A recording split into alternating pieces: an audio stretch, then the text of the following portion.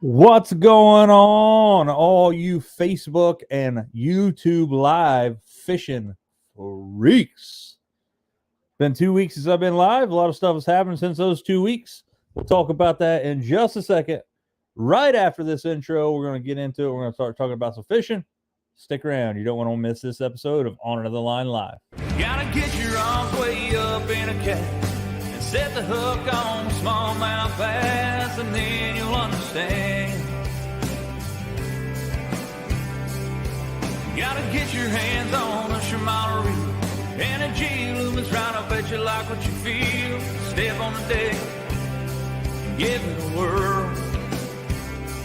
Hello, welcome to my world. What's happening, y'all? Thanks for joining this episode of On the Line Live. Again, this has been 2 weeks since I've been live. And I'm just going to get real with you for a second. 2 weeks ago was the 1 year anniversary of my dad's passing. And I just didn't feel like doing a live show, to be honest with you. And then last week, it was just, I don't know. It's just one of those deals where I got busy, and next thing I know, it's 10:30 at night, and I missed the show. So I apologize for both of those.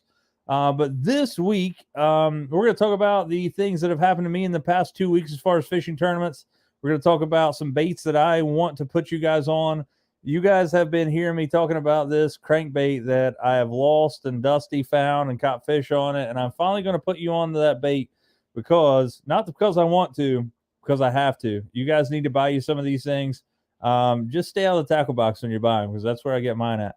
But anyway, so 3 weeks ago now, Kyle and I went to Lake St. Clair, and we had the time of our lives fishing. I'm not going to lie to you guys. Lake St. Clair is a special place to me. It's a place where you can go catch fish, I think, any time of the year, as long as it's not iced over. If you know where to fish and know where they're at, you can always catch them. We've had some really good trips to Lake St. Clair over the last 5-6 years of going there. But this past trip was uber special, not only to me, but to Kyle too. We absolutely hammered some smallmouth. And when I say hammered some smallmouth, you guys are going to see some videos coming out on my YouTube channel this week, about the 3-day trip. And we always call it chasing bronze trophies. And most people are like, chasing bronze trophies, that's third place. Not to me, bro. That's springtime giant smallmouth up north, and it gets no better than Lake St. Clair. It's a great place to fish. But Kyle and I went, and we fished Friday, Saturday, Sunday, and we fished 2 full days and then a half a day. We caught 156 smallmouth in 2.5 days of fishing, and we caught 2 25.5-pound stringers. We had 7 fish over 5 pounds, probably 40 plus over 4 pounds. It was a crazy trip, man. And it gets no better than going to Lake St. Clair and crushing them. But it gets no better, in my opinion, catching them on a crankbait. And that's what we did. We went up there and absolutely laid the smackdown on some smallmouth with crankbaits. So I'm going to show you the crankbaits that we use in just a second. What's up, Mark? Yeah. Shh. St. Clair stuck. Stay away. No fish there. Yeah, that's what he said. But we had a great time. It was an amazing deal. It is, again, a special place for me. I'm going back up in first week of June myself, and I'm taking Misty and Dusty and Terry Lee. We're going just like we normally do, and then we're going to go fish with Get Hook Charters. And we're picking up a charter with Aaron Dix of Only Fins Charters this year. So it's going to be a good deal. You're going to see some footage coming of that. But again, you guys are going to see 3 videos coming up this week. The first one's going to be released, I think, on Thursday. I think that's when I have it scheduled. Chasing bronze trophies. The first day Kyle and I went, I caught my PB at that point was 5 pounds, 8 ounces. Or I caught my PB that day, and it beat it. 5'8", 5'6" was my previous or 5'4" was my previous PB. And then I caught a 5'8" on Friday when we were there. I caught 3 fish over 5 pounds on Friday. Saturday rolls around and I beat my PB from the day before, and I catch one 5 pounds, 15 ounces. And it just wouldn't say 6 pounds. Just the way it goes. If he would have ate one more minnow before he ate my crankbait, I would have had a 6 pound smallmouth. But it was a really crazy time. But we were catching fish on shallow, really shallow stuff, guys. I'm talking 2 to 4 feet of water, and we were beating the bottoms up with crankbaits. And it seems like every time you come across the rock pile, if you hit a rock pile, the first thing you're going to hit's rocks, and then it's going to bounce off from it. And I swear you're going to get smoked by a smallmouth. It was all about finding those things. I am the biggest person to tell you that I don't know where I would have ever used power poles. I don't know if I bought a new boat, if I would pay for power poles previous to this trip. All the Highland reservoirs and stuff that we have around here, I'm fishing 20 plus foot deep. Those power poles are not going to do nothing for me. But this trip to Lake St. Clair, we were taking our Humminbird graphs and we were side scanning these big flats, and we were marking rock piles. And with side scan with Humminbird, if you turn your graph down from, if you have mega, if you turn it off the megahertz range to like the 500 kilohertz range or somewhere, I think it's like 455 or something, it actually will go farther than the megahertz stuff. So what you could do is you could dial it down, find those things, mark it, and then when you go over them or get close to them, boost it up to the mega and actually see what's there. So we were going back and forth on these big flats, and we were marking rock piles. We knew there was a few rock piles on this flat that we were fishing, but we didn't know that there was this many rock piles. Again, thanks to the Humminbird graph. You can do this with any graph. This is not a Humminbird deal, but you can get anything. We were finding rock piles. We were marking them. And I will say the one thing that I did notice, Kyle has Helix series, mine are Solix. The biggest thing that I see that the Solix is, or the Helix is lacking, is touchscreen. The ability on the Solix to just press and hold on a spot to mark a waypoint is huge. With a Helix, you have to like dial it over with the D-pad and then hit mark. It was just kind of a pain. But we were marking these rock piles, and we were going, and we were, again, fishing really shallow stuff. So we were like 2 to 5 feet. So we would go to a spot, and we would power pole down, and we would fan cast this until we found that rock pile. And then we could sit there and make the same cast after cast after cast, and just catch fish after fish after fish after fish. I lost more crankbaits and baits than any time of my life fishing ever. And I'm not saying that, I'm not saying that just to get a reaction here. I would say on a low side, I probably lost $200 worth of crankbaits. And I'm not kidding you. We were digging up rocks, man. We were fishing 3 foot of water. We're throwing 5 foot diving crankbaits. So we were beating those rocks up. Sometimes they would get wedged. Sometimes you would get bit off by a muskie or a pike. The craziest thing did happen to me, though. I was throwing a Shimano Macbeth, which I'm going to show you guys here in just a second. Throwing that thing out there, hit a rock, broke my line. I was like, crap. Well, if you're not wedged in the rocks, most crankbaits anyway, unless you're throwing like a Shad Raps do not float. They are suspending, so they're just basically float to the bottom anyway. But anyway, I knew this crankbait was going to come up eventually because it just broke my line. It wasn't like I was wedged up. So this crankbait comes floating to the top of the water. Kyle and I are power pulled down. I said, Kyle, there's my crankbait. Let's go get it. He said, okay. So as soon as he hits the power pull button up, a smallmouth bass comes and eats my crankbait off the top of the water, like smokes it, freaking just gone. And obviously it's not what I wanted to see happen, because one, that fish has got a crankbait in his mouth now, and there's no way of retrieving it. And two, there went my crankbait. It was crazy. It was amazing. Like, it just hit it. And then what was so crazy about that is, like, I picked up a Ned rig and was trying to throw at my crankbait to get it. And when it hit the water, that the smallmouth ate the crankbait. My line goes down onto the rock pile. Apparently, I catch a fish. Kyle catches a fish, and I don't know if it's on the GoPro or not. I'm gonna have to look. But the fish that ate my crankbait was jumping, because obviously it had something in his mouth that he couldn't get out. I was probably hooked, I would imagine. I mean, it was a crankbait. And he was trying to get that thing out of his mouth. Kyle was hooked up. I was hooked up. So literally we had 3 fish on 3 different baits and only 2 of them were connected to lines. It was crazy. But it was a really good deal. So I'm going to show you a Shimano Macbeth flat right now because it is something that you're probably not even aware exists, because it's something that's fairly new. So this right here is a, let's see. This is a, let's full screen this thing so you can see it here. So this right here is, this is actually a Fritz side. So we'll start there. This is a Fritz side 5. Caught a lot of fish on these. But let's talk about, I'm going to go back. I'm going to find that other crankbait I was trying to show you here. There we go. So this is the Shimano Macbeth flat. I was throwing it in red crawl here. It was a really, really good collar. We were throwing any collar, guys. I'm not going to lie to you. I was throwing a homemade shad collar in one of these crankbaits I'm going to be throwing them. I was throwing a Rayburn Red. They were pretty much eating anything that you were throwing at them. If it had a rattle in it, it was all the better. I like this crankbait right here because, again, it's a flat side crankbait. You can see if I can grab the thing here.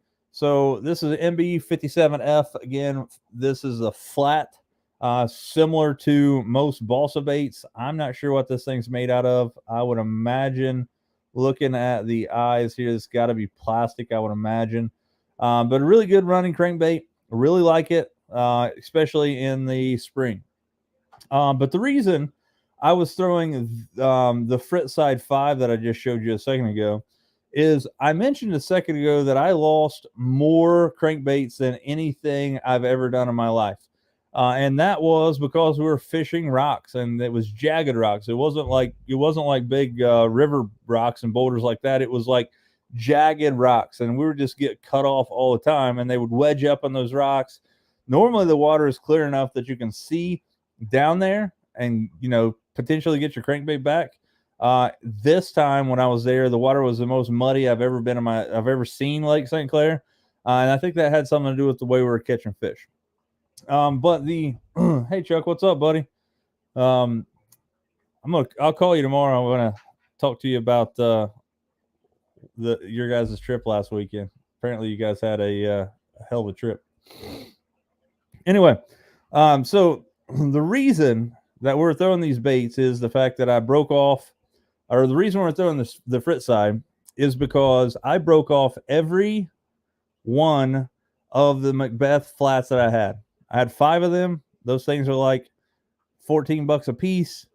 So they're gone. See you later. Couldn't tell you. Gone to the fish gods. But previous to that, I broke off 3 of my favorite crankbaits on the planet. And I'm about to put you guys on a crankbait that you guys, if you don't know about this crankbait, I promise you, if you use this crankbait, you're going to catch fish. It's just the way it goes. And I'm kind of hesitant to even put you guys on this crankbait because I have been trying to keep it a secret for a while. You guys have been hear me talking about crankbaits and keeping them secret. And the one that I casted off at Lake St. Clair last year and Dusty caught and ended up catching fish on it, and I got it back, and I went this year for the first term of the year, won some money with it. As bad as I don't want to, that crankbait is actually a Spro Little John 50. However, one of the things that you have to be certain about, in my opinion, I think it makes a difference, is make sure that it is a Type R. That means it's a rattling crankbait. Now, with that being said, this homemade shad, I really like it a lot. This nasty shad is one of my favorite collars ever. But this collar right here, Rayburn Red, I am telling you what, there's a bigger picture of it right here. This crankbait right here, I'm telling you, is a fish catching machine. This thing, again, make sure that they do make deeper diving crankbaits in this. So you can see the MD50 here. You can get these in the same. And also the Little John 50. But one thing about it is if you choose a Little John 50 here and you look, Rayburn Red is not actually a collar here. The closest one is Delta Crawl, which is a really good one. Fire Crawl is probably be a really good one. Again, these do not have as loud as a rattle. They may have a little bit of a rattle to them, but I'm telling you what, and I'm putting you on something that I promise you will catch fish on, and that is this crankbait right here. This is a Spro Little John rattling Type R 50. Make sure it has a circuit board bill. There is a medium diver 50 that dives 7 to 9 foot. I've not had as much luck on that crankbait, but I haven't thrown it as much either. This crankbait right here hunts really well. It comes through cover really well, has really good hooks on it, has Gamakatsu hooks. One of the things that I just recently learned about this crankbait is that it was actually designed from Spro and John Cruz. So take that for what it's worth. But I will tell you, love this crankbait. It is super loud. Sounds like a one-knock rattle trap coming through the water. Makes a lot of racket, and I've caught an absolute pile of fish on that thing. Yep, it's the secret's out. Hey, Kip, what's up, buddy? But again, if you guys are in my area, stay out of the tackle box. Those are mine. And trust me, normally when they're in there, I'm buying them. Greg calls me, hey, I got these in. Do you want them? Yes. They're not cheap. They're $13.99 a piece, I think. But they do work. They are great crankbaits, especially in the spring. I do believe that Borders over National has a few of them. I think he has the MD50s, but they are Type Rs. I think the Type R makes a little bit of a difference. I've caught a lot of fish on these things. When I say I caught a lot of fish on them, I believe if I would have had more of them at Lake St. Clair, we would have caught 200 fish. They were absolutely chewing them. But the reason we were throwing those frit sides is kind of a long story. So again, I break off all the Little John Type Rs I own. Kyle, the same. He's got 3 or 4 of them. They're all gone. Broke off in rocks. Gone. Could have been, gar, or it could have been muskie and pike and stuff biting them off too. I'm not sure, but they're all gone. We got all these fish, so we got all these baits. Well, they're gone. So we're catching fish like crazy and like mad, and then we ran out of crankbaits to really throw because we've lost all of them. I have a bunch in my boat. Kyle didn't have a ton of them with him. I only brought a certain amount with me, being the co-angler in his boat. So we decided to come off the lake about an hour before dark. It was about 7 o'clock. We had to pass Bass Pro to get there. Well, we go to Bass Pro and we look for Spro lures, and they literally have like 3. And none of them are Type R. They don't have the Little John Type or 50s. They have Spro like the Essential series, which is the cheap versions of things. Had nothing in the collars that we wanted. So I look down and I find, I'm lying to you, we didn't buy any frit sides at Bass Pro because they didn't have anything like that. We went to we went to Dick's Sporting Goods next. Not a single Spro crankbait on the planet. Not even there. Didn't have one. Then we saw Dunham's across the street. Went to Dunham's, went in there, and the very first thing I see, thinking it's a Type R, is a frit side. Well, I'm like, crap. This will probably work. They were the most expensive frit sides I've ever seen in my life. I always thought that Dunham's had decent deals on stuff. These frit sides, man, were stupid expensive, man. Like, it was crazy. They were like $14 a piece, and I like crazy. I don't know. It was nuts. But we bought all they had. There was 4 of them. Went out next day, started catching fish on them. Frit sides worked really well. Broke one off in the rocks. And this is a crazy story. I broke one off in the rocks, get down there, and I tied on the last Type R that I had. I found one in my bag that I had in Kyle's truck. I found one more, which was the Nasty Shad. And I was throwing it, and I got hung up in the rocks, and I finally got it off. When I brought it into the boat, I had caught my frit side 5 that I had lost an hour ago in the rocks, and a crazy cast. Catch it, tie it back on, start catching fish with it again, break it off. It's gone. I'm not lying to you. Between Kyle and I bet we lost $500 worth of lures that weekend. But totally worth it. Hands down, best fishing trip of my life as far as catching fish. Again, 156 smallmouth in 2.5 days, 7 fish over 5 pounds, 40 plus over 4 pounds. We had 2 25.5 pound stringers. That is a crazy day. What's up, Strick? Wyatt Booth, what's going on? So I have one, man. That's the thing. Like, these rocks were not like, if we were getting them wedged up and still had them on the line, we could get them back. But the problem was that these rocks and stuff were jagged, and you would like be ripping it through there. We're making these things hunt through these rocks, and they would just get wedged up and break your line immediately. So there's no way to get back and find out where they're at. Again, you could probably go there on a really clear day where we were fishing and find every one of those lures, because again, we were only fishing in 3 foot of water, 4 foot of water. You could literally see the bottom, no problem at Lake St. Clair. Somebody's going to go up there in a kayak or something and just absolutely get rich off the crankbaits that we lost. But again, worth every penny. It was a great time. Fast forward next weekend, we go from having one of the best fishing tournaments of our life to one of the worst. I don't know what it is about people in Lake Cumberland. They just love Lake Cumberland fishing. To me, I don't care if I ever go back. It is a crap hole, man. People are catching them. We spent the better part of 2 solid days on the lake and caught 3 keepers total in like 30 some hours. It was nuts, crazy. I ended up catching 7 smallmouth on a jerk bait, and they were all 17 inches long. They have to be 18 to keep. I was literally hammering down on some 17-inch smallmouth. We ended up getting beat fairly badly. I think we finished 13th in one tournament. We fished the Shimano Owners Tournament the day before that. Didn't weigh in a keeper. That was the day that I caught 7 smallmouth that were just under. Ended up catching a lot of fish on a wacky rig. And I think that was the problem. We were trying to power fish too much. Grabbed a wacky rig. Caught a lot of fish. We got more fish. We didn't catch a lot. We caught some. It was crazy. You know what I'm talking about, Bill. I don't, Nate. I really don't care if I ever go back. Like, I'm not saying that like lightheartedly.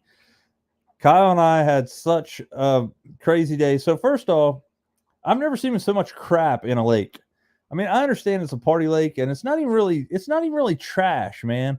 Like, it is nothing but logs. Like, I know they were bringing the water up into Summer Pool, but the DNR or whoever it is need to do something about the logs in that place. Like, I don't know how you do it. I don't know what needs to be done. I don't know, but like, there is so much timber in that lake. So Kyle and I are, boot scooting, boogieing down the lake, pre-fishing, and hit like a 30-foot tree that was submerged under the water. And if you've ever hit anything going about 65 miles an hour and you don't know you're going to hit something, it will pucker you up, I promise. I'm talking about going from 60 to about 20 in like 10 feet. It was, not something I want to ever experience again, but it seemed like we'd done that 3 or 4 times during that day because there were just submerged big giant logs everywhere. There was stuff floating. Kyle ended up breaking an ear and bending the skeg of his lower unit down there, which is going to get expensive to fix. I hope it doesn't, but normally when you do stuff like that, it causes the lower unit to go out because of vibrations and things. Lower units for those torque thrust or torque master lower units for a new Pro XS is like $11,000 installed. That is crazy. That's a crazy amount of money. But I love Cumberland the way it looks. I just think that we were fishing the wrong spots with the wrong baits. Again, we were power fishing. We were throwing spinner baits. We were throwing big swim baits, like 5+ inch swim baits. Smaller swim baits. We were throwing jerk baits. We were throwing Ned rigs and stuff, trying to get bit. We were targeting smallmouth, and that probably was our downfall. But we just couldn't catch them. The fish that we did catch were on either the jerk bait or a wacky rig. I think I ended up catching. I had one fish hooked on a tackle box spinner bait. It was funny. There was some standing timber in this cove. And I told Kyle, I was like, man, if this is ever a spot, like it was on the front page of Bassmaster magazine, this would be a place where you throw a spinnerbait. It's right here. So I throw the spinnerbait back in there, and I'm reeling it through that timber, and I get smoked. I don't know what it was. It was a big fish. It could have been a striper or whatever. I set the hook. My drag somehow had been loosened up, probably from the trip down there, and it rips off about, I don't know, 10 foot of line before I could turn my drag down, and gets me wrapped up in about 30 foot of that tree down in there. Couldn't tell you what it was, but it was definitely a keeper fish if it was a black bass species and not a striper. I caught a striper about 20 minutes before that, but I got smoked, couldn't see it, got me tangled up. Could have been an 8-pounder. Who knows?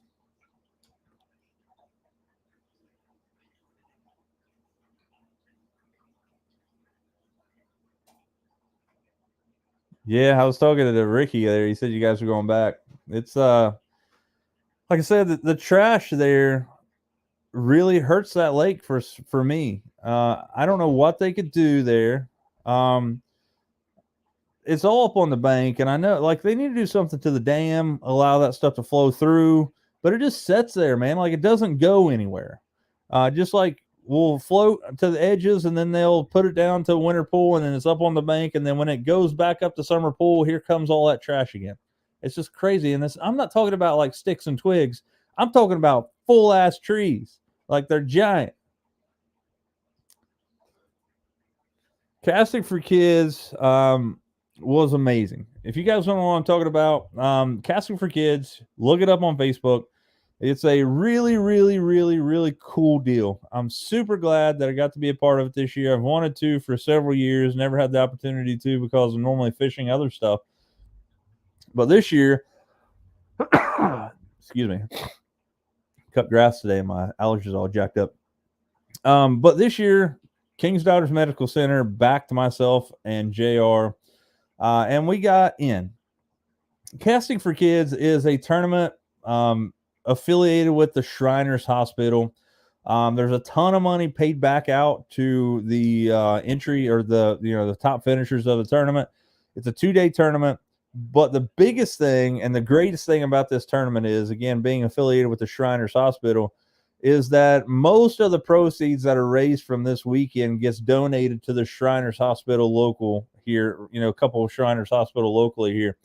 And when I say, several, when I talk about how much money they raised, they normally write a check to the Shriners hospitals for about $100,000, guys. And if you are any kind of human being at all, you have to know that I could never imagine being in somebody's shoes, being a parent of a sick child that would need the Shriners Hospital.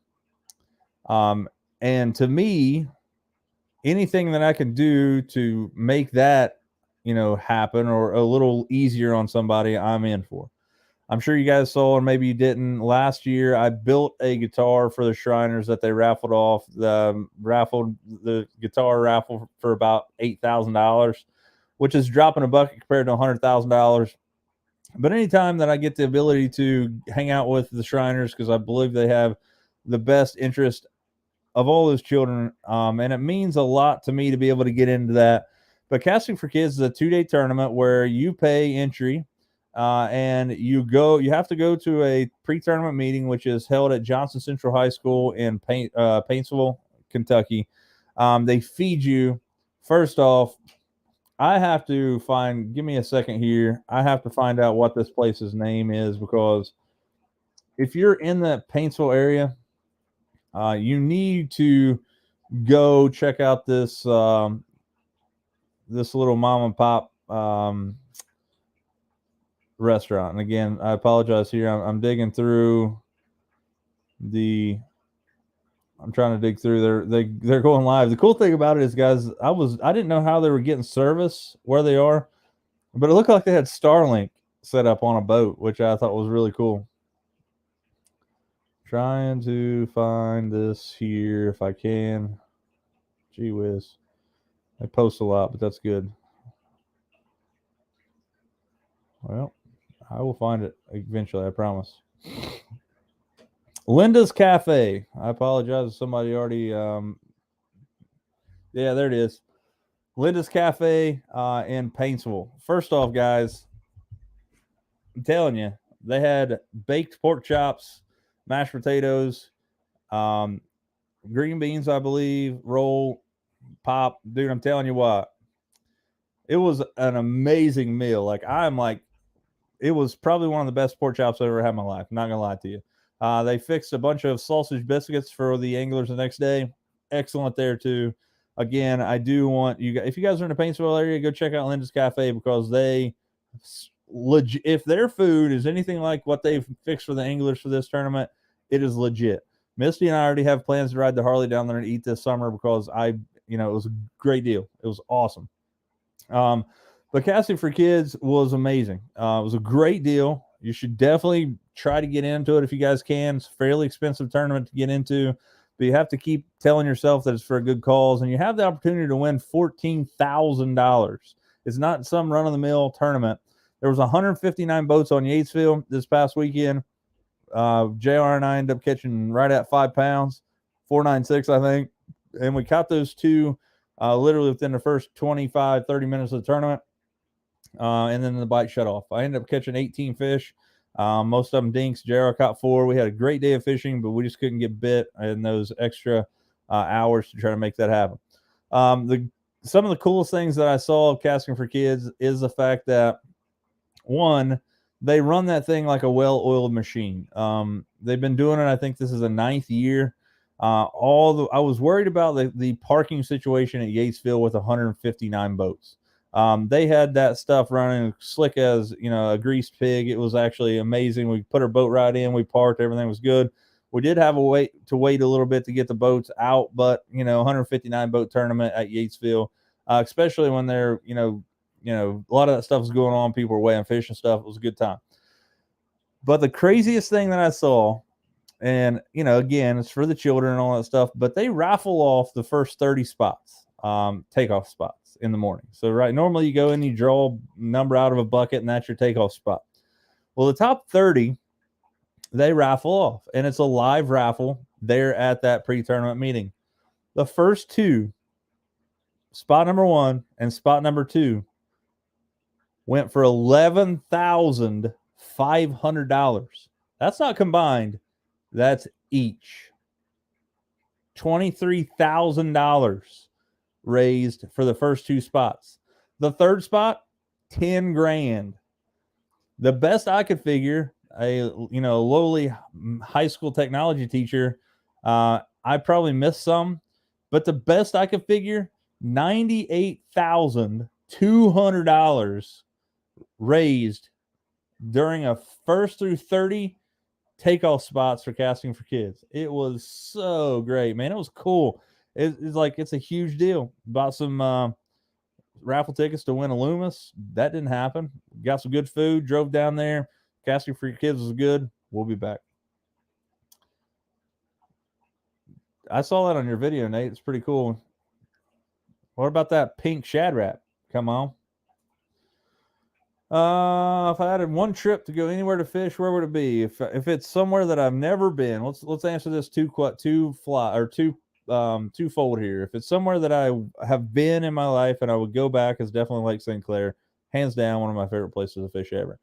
I would like to go to Lake Fork.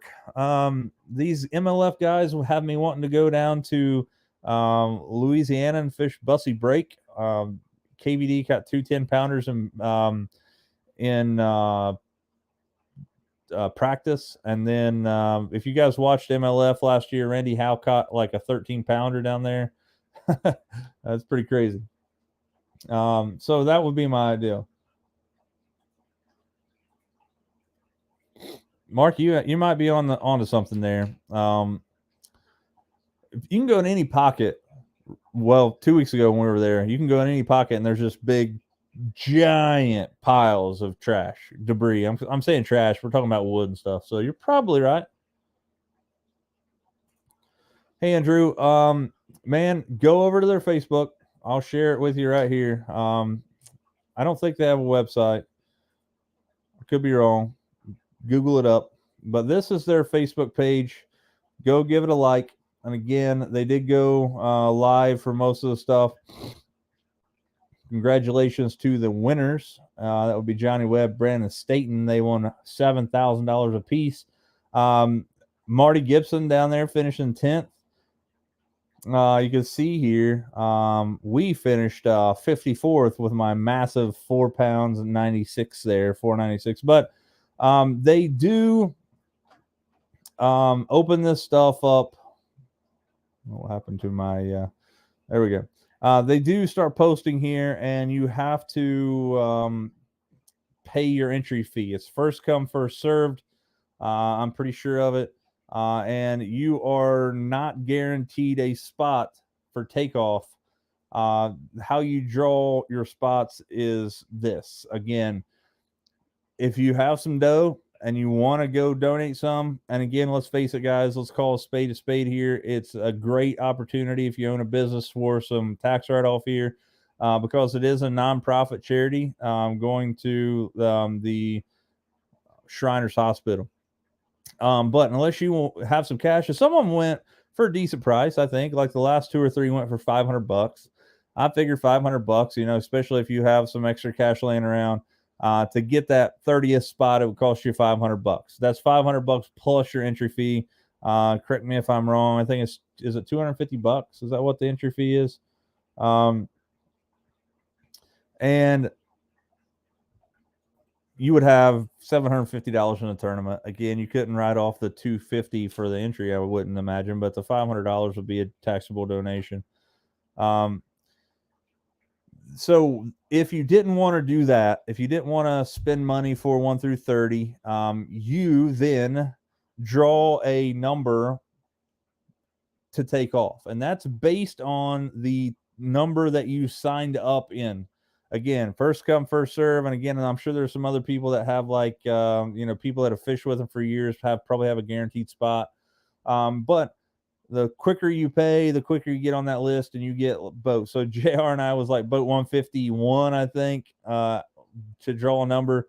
We drew boat number 141. It wasn't that bad of a draw, to be honest with you. We didn't know where we were going anywhere. Anyway, ended up going up, catching a couple fish on some topwater baits.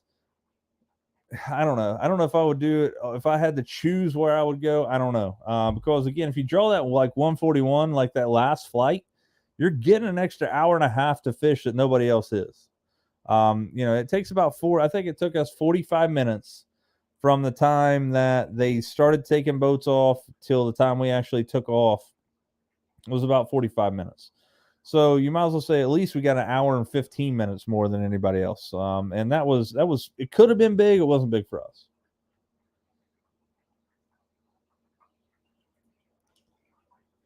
That's awesome, dude. That makes it even much cooler.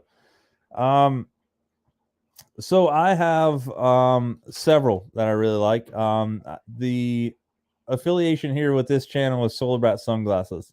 I will tell you what I like in Solar Bat. Again, this is, you know, buy what you like, buy what you can afford. I really like Solar Bat, especially the floating bat too, the FL2s.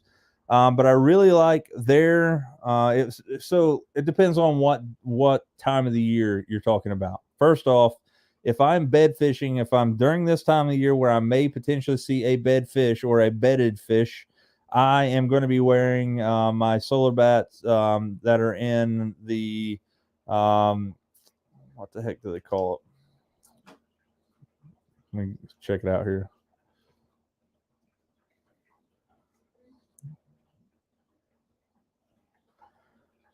I'll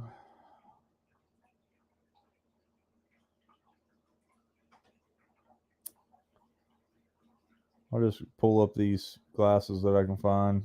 The HP3s, I'll bring it up here in just a second as well, but mossback is what they call it. Let me show you here.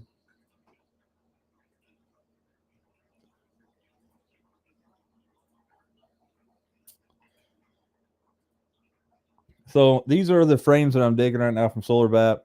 My favorite lens is mossback. Again, you can see some of these here as far as what it is.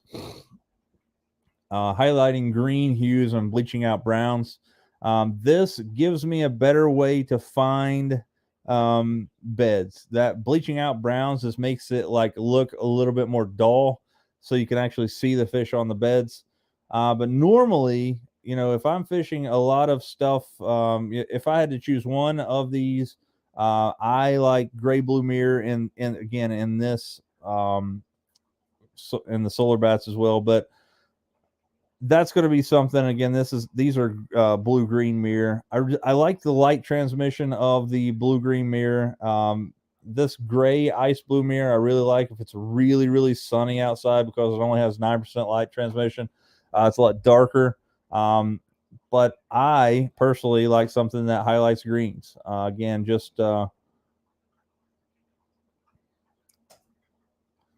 hey, Chris, man. First off, I need to have you on the show to talk about it.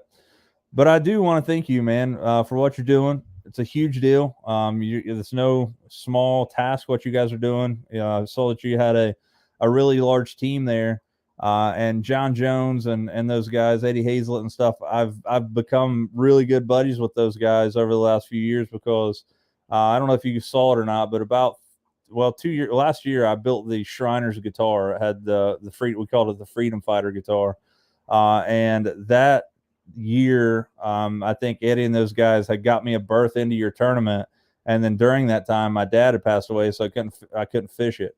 But Jr. Called me up this year.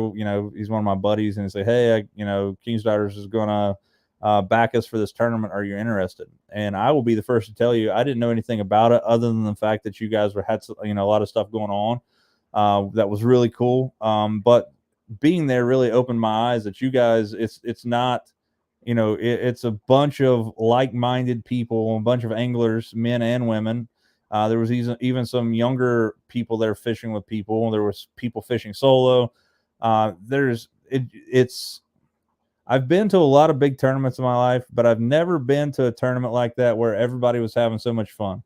And I think in the grand scheme of things is that people know what they're there fishing for, right? JR and I kind of got, overwhelmed in the morning, fishing really, really fast. And we're trying to do everything way too fast. And we eventually just had to slow down. Like, look, man, we're fishing, and it doesn't matter win, lose, or draw here. The deal is that we're helping kids, or being a small part of helping these children. And again, I couldn't imagine being a parent of one of these children that needs the services of the Shriners Hospital. I know Eddie Hazlett. That's the reason he was the past potentate or whatever.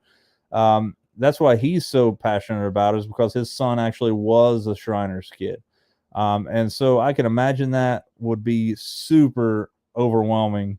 But the fact that you don't have to worry about any of the bills that come along with that because of stuff that you guys are doing and the Shriners and all that stuff, that's a big deal. And again, I appreciate you letting us be a part of it. We'll be back. It's all good, man. Like I said, it's all good. Maybe next year we can do a little bit bigger video production and do some other things as well. So I appreciate it. What's up, Larry Slack? Again, guys. So Chris, while you're on here, I had somebody a minute ago ask how they can be a part of the Casting for Kids tournament next year. Is that something that they can, like, you guys just, I don't know, because JR took care of that and all that stuff through King's Daughters, but is it something that you just post a date and then it's like first come, first serve to, as long as you pay your entry fee, you get in? Is that how it works? Maybe you can shed some light on that in the comments. Again, I do want to have you on the show here, in the next week or so, maybe a couple weeks. I know you're fishing right now, but maybe we can make some time where I can, virtually have you on here. The only thing you need is a cell phone. But again, it was a great time. Casting for Kids was amazing. And then we went to Cumberland, got our rear ends kicked. And then this past weekend, again, with Casting for Kids, it was a good time, man. It was a great deal. Linda's Cafe, I can't say enough about that. The food was excellent. They had it at Johnson Central High School, which is the first time I'd ever been there. They're actually building a new school, it looked like, up on top of the hill, which is pretty cool. a lot of, I'm a high school teacher, so I see that, but it's a really cool school. The police and things were there. It was a good deal.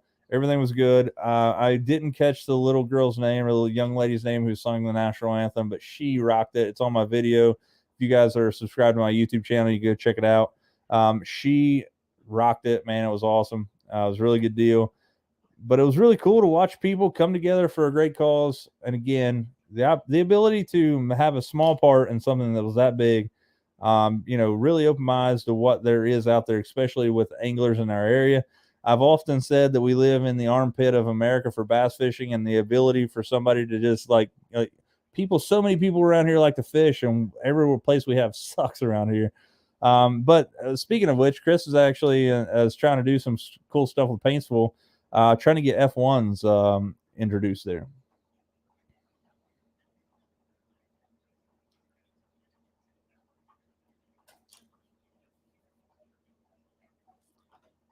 Nice. That's awesome.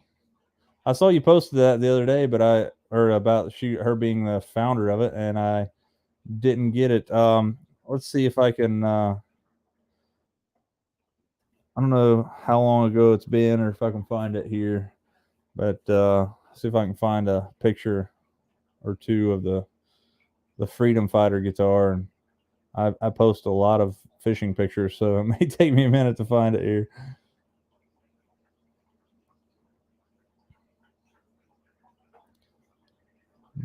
So the Shriners guitar was actually pretty cool because there were several people in the area, including Tracy McKenzie, who is he's a Shriner as well. He painted the thing. We had like an amazing time. It was shared on Stu Mac's website. Here it is. So if I can share this here for you, I'll show you the guitar that I built for the Shriners there a couple years ago. So this is a headstock.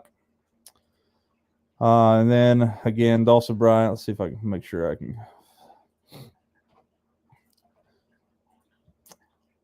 This is really cool. Again, this is painted by one of my good buddies that we've become, like brothers, basically, not only because of this, but since then. Tracy McKenzie of Extreme Custom Paint knocked this thing out. By the way, guys, this is, other than the letters here, this is 100% hand drawn or hand airbrushed, freehand. He looked at a picture and freehand drew this, which is pretty daggone cool. The front of the guitar, I don't know. So yeah, he painted the American flag. The crazy thing about this guitar was that I went to him with the idea, and I didn't want to overwhelm him because he was going to be donating his time and his passion, and he's just a phenomenal artist. So I built this thing, took it over there, and I said, here's what I want. And he said, what about doing this? So I said, okay, that's pretty cool. Let's do that. He said, well, what about doing this? Okay, well, next thing I know, we have this uber elaborate paint job on it, like the idea of it. And he called me 2 weeks later, and he absolutely knocked it out of the ballpark. Hey, John. Appreciate you joining. Yeah, so the June one, I think, is down at Douglas, if I'm not mistaken. We are not going to be able to make that. JR's on call and got a few things going on that weekend. Next year, though, again, we're definitely coming back for the Casting for Kids tournament at Yatesville and Paintsville, and maybe looking at the one in Douglas as well. John, again, I appreciate you guys, what you guys are doing. I was going to talk to you and Eddie down there, but everything was crazy hectic, and you guys, I'm sure, were busy and trying to get out of there. So, again, it was a good deal. You guys knocked it out of the ballpark. It was an amazing time. We will definitely be back. So, if you guys are interested in fishing a great fishing tournament in my area, even if you're not, guys, I know some people that are traveling from Cincinnati. Luke Schmidt was fishing there. We have sometimes Mark Hickey and those guys come from Cincinnati. There's a lot of people that come down here and fish this tournament. It's really lucky that I'm literally 25 minutes from the lake that it takes place in, which is really good.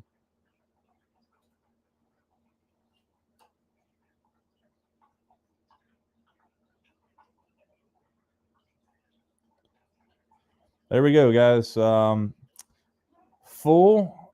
Let's see. Yeah, they're full each year. That's for sure. Again, so they take the year previous year's field, give them first invitation, and if something would happen, somebody doesn't take that invitation or somebody doesn't make it, then you get the opportunity. So they do have a website, castingforkids.net. So take that for what it is. Go over there and check it out. But then, guys, we were at that 50-minute mark. You guys know that I don't like to keep on here any more than an hour. I'd appreciate it if you guys have not went over to my that's right, John. So that so I think JR is going to bring his son to fish that. He was talking about it, hopefully. Maybe I'll come along and be a cameraman, watch that happen. I don't imagine there would be any rules against that, me being in the boat as a cameraman for a fishing tournament, unless it's on that really cool fishing platform that you guys just got made there. But a couple of things I did put you guys on, some crankbaits this week. Definitely check out the Spro Rattling Little John Type R's. Stay away from the tackle box to buy those. Those are mine. Just forget that I even said that about the tackle box, because they're never there, but because I buy them all. Shimano Macbeth Flat, the MB57. I really like those a lot, especially in red crawl or special red crawl. Fritside 5 and red crawl is a really good thing.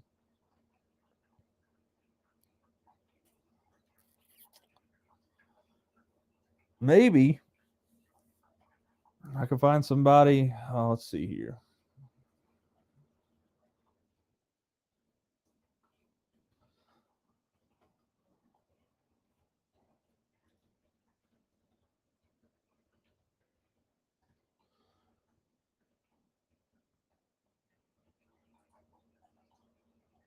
There we go. Let's see here.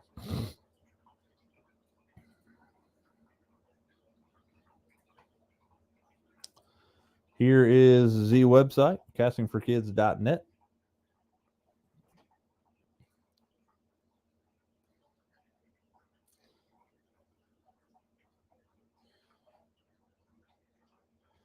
Caster for Kids here.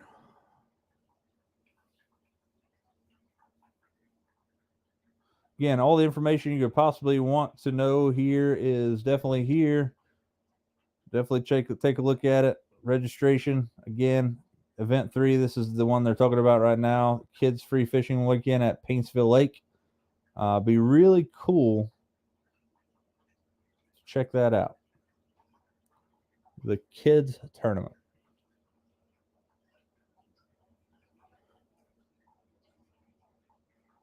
So I'm missing this here. This Paintsville Lake. Maybe you guys can. Maybe I'm missing it. Maybe I can dig through here and find it. But yeah, so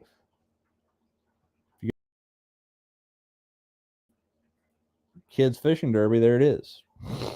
I would love to come out. Maybe I can get one of the Dick boys to come fishing with it. That'd be pretty cool. Anyway, again, guys, thank you guys for hanging out with this episode of On Another Line Live. I suggest you go over and check out castingforkids.net. It's an amazing thing. Really good deal. They have an awesome tournament. And if you do have the ability to get into it next year, do so. It's a great time. Great people putting it on, even for better calls, guys. That's what it's all about. So, again, if you guys haven't subscribed to my YouTube channel, I would appreciate it if you would, and go over to youtube.com/on another line. You can check out all the action from the Casting for Kids tournament that JR and I didn't catch many fish. We caught a few. What we're catching them on: Wacky Rig, Shaky Head. I caught 2 on a Bone White Spook early in the morning. That were the only 2 keepers I caught. It's the way it goes. But I knew it was going to be a tough tournament. It is Yatesville after all. I will tell you, Yatesville fished better than I figured it would. Top 30 had so the way it works: first day, 159 boats, 160 somewhere in there. Narrowed down to the top 30. You go from Yatesville to Paintsville the next day. Winner gets $14,000, and they do pay out some other places on that. But Yatesville kind of showed out, man. It was like right at 8 pounds to make the cut for the second day. Again, really cool deal. The cool thing about it was Chris and those guys were live talking to the guys that ended up winning it. They caught a 5-pounder on live while they were interviewing. That's pretty daggone cool. So anyway, guys, appreciate you guys sticking around for this episode of On Another Line Live. You got 3 videos coming out this week on YouTube talking about the 3-day trip to Lake St. Clair, where me and Kyle absolutely put the smack down on some smallmouth. 156 smallmouth in 2.5 days, 40 fish over 4 pounds, 7 fish over 5 pounds, and we absolutely wrecked them. You guys are going to see that coming out very soon. Now you're going to see an episode of me and Misty went fishing the other day. She put it on me. That's the way it goes. She got a good guide. Only I can tell you. There we go. So sign up online Friday. Pretty cool deal. So again, I'll see if I can't make something happen there. Maybe I can bring a kid down. We can do some fishing. With that being said, you guys know what to do. If you guys can, get out there and lean on them. We'll see you next time on Another Line.